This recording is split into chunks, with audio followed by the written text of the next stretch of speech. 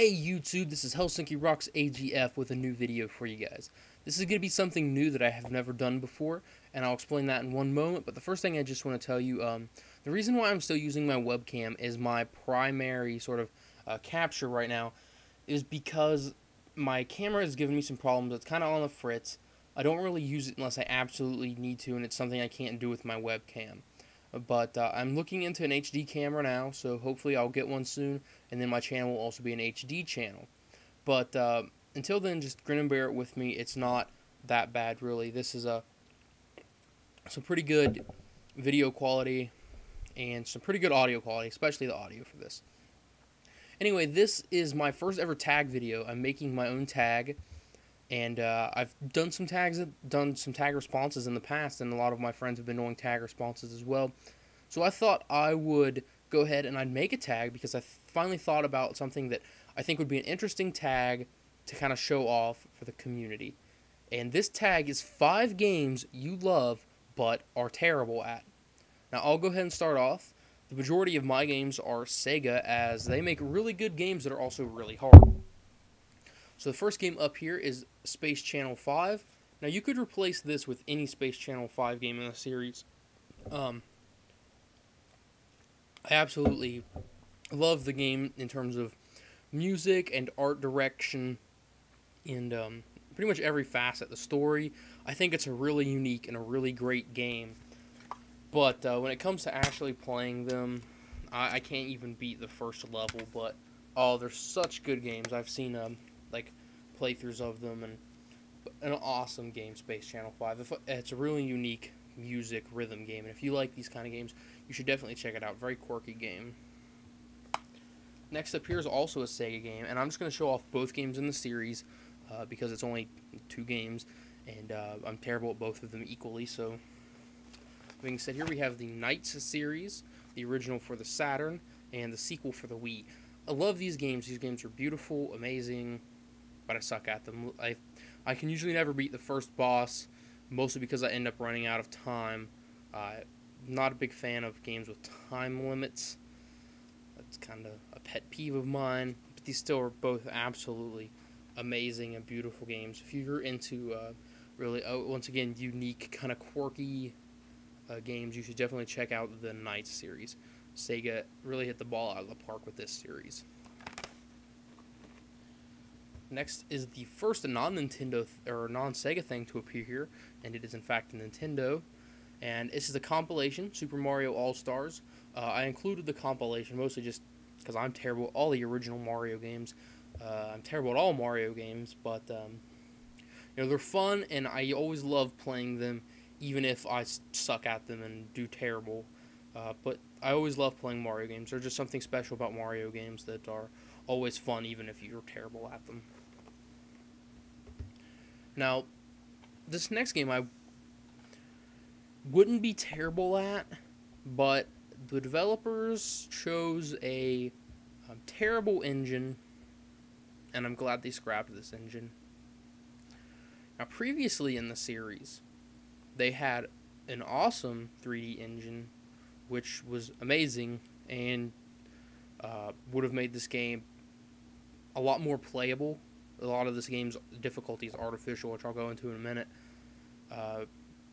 And then the game I'm talking about here is the second game to use the newer engine, which isn't really new anymore as they have a new engine, but at the time it was the new engine, and that's the Sonic Heroes engine. Sonic Heroes engine is terrible.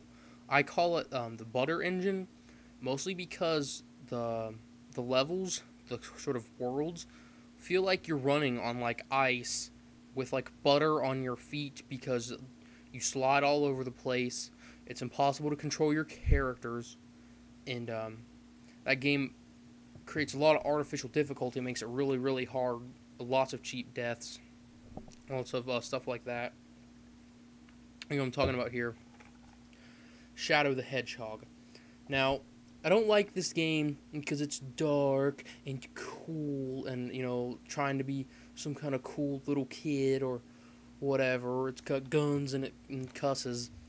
I like this game because it's different. And not what you think. I love the Sonic series. It's one of the last true few colorful and great game series out there that are like from the past. And that's up to opinion. If you don't like the new games, and that's your opinion. That doesn't mean that they are terrible games. That just means you don't like them. They're great games. A terrible game would be like Superman 64. That's a terrible game. But yeah. Anyway, Shadow the Hedgehog. I like this game just because, with a character like Shadow, it wouldn't make sense to have a bright kind of happy game. They would kill the credibility of the character. That's like if they made a Mario game where you could play as Bowser. The game wouldn't be, this bright, happy, sunshine, happy-go-lucky game. It would be a serious game with some dark tones to it, which is why I like Shadow the Hedgehog. They really went with a different direction in the series, and if it wasn't for the engine problems, this would be my favorite Sonic game of all time. But I'm terrible at it because of the terrible engine. But the story, the music, the level design, everything's great except for the terrible engine, which creates so much artificial difficulty for this game. It's unreal. And the last game series here is a new game series. It was started by Clover Studios on PlayStation 2, and that is Okami series. You have the first version of Okami. This is the Wii port, and the Nintendo DS sequel, Okamiden, both of which are amazing games. Everybody knows that. Okami's a great series, and this probably isn't the case for everyone, but I'm terrible at these games. I think they're both very, very difficult games. Not so much in playing them. They're easy to control, but they're difficult to master, and it really requires mastery to play these games to the fullest extent. You can struggle through them, with a basic understanding, but you need to master the game in order to succeed and beat it efficiently, which I can't do. But these are both downright awesome games. And I actually look forward to getting the PS2 version to do a Versus series. Yes, these games have amazing environments, amazing music, amazing art style, amazing characters. The Japanese mythology in these games is incredible, and if you've never played them, you owe it to yourself to play them. Alright guys, those were the 5 games I love but I'm terrible at. And now I'm going to tag some people. Of course, I have to tag my good friends Blake at Blake's Game Room, Cody at Don Rodden, Jordan Skating and Gaming, my friends from the Average Gamers podcast. I'd also like to tag Demo Monster 7, and the last person I would like to tag, Playa Lives, even if he probably won't respond to the video. It would be great to get a tag response from him. So guys, I look forward to hearing your thoughts on the games that you love but are terrible at. Maybe I'll do another tag video in the future. But my next video, I plan to do a game review again. So if you could send me some suggestions for games that you'd like to see reviewed, let me know. Some of the potential ones I've planned on doing are, Shenmue, which I already did a written review for, and I probably actually won't do a video review for that. But Sega GT 2002, Half-Life 2, as I'm playing that right now. Just anything you guys can throw out there. I'd like to see, some suggestions.